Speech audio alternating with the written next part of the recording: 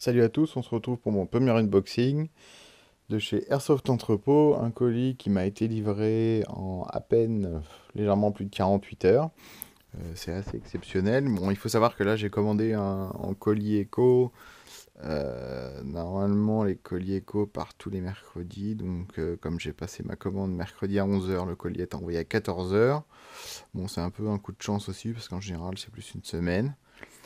Et là, on va donc le déballer ensemble. Le colis a été vraiment scotché de partout, donc ça a été un peu difficile à ouvrir. J'étais obligé carrément de découper le carton. D'un côté, il était complètement collé, alors ça m'a pris un peu de temps, donc on va avancer un petit peu là-dessus.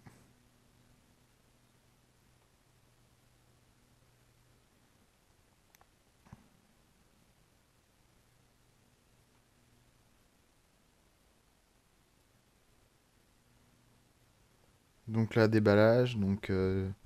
Dans le colis, on retrouve un AEG.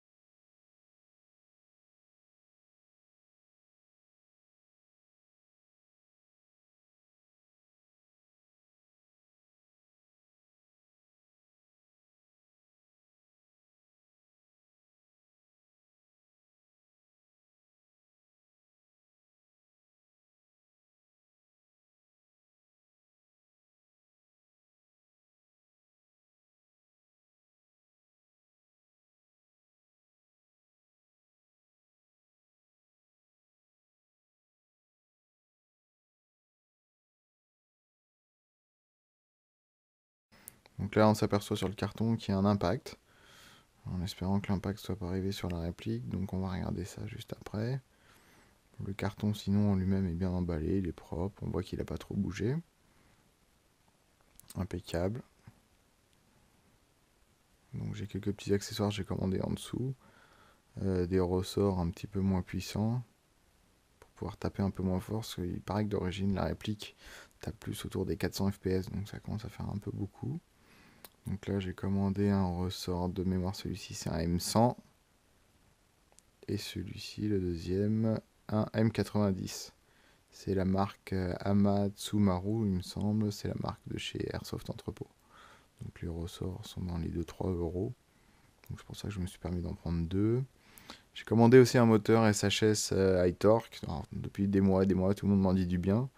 Donc bon, je vais me permettre d'essayer ça et comparer avec un moteur d'origine, voir ce que ça donne.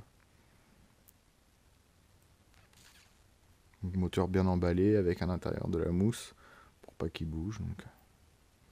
Enfin, le voilà, ce fameux moteur SHS. Et j'ai commandé un kit switch câblage avant pour une de mes répliques qui a le câblage qui est un petit peu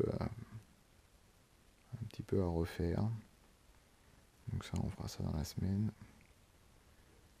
On va passer au déballage de la réplique. Donc comme vous voyez sur le carton, c'est une réplique ICS. Mon choix s'est porté sur ICS pour un bon rapport qualité-prix. Et on se retrouve donc avec la version Transform M4, version courte. Donc on peut se rendre compte, j'expliquerai plus tard dans une review, qu'elle est full métal. Donc elle pèse quand même assez son poids, je vous dirai ça dans la review complète.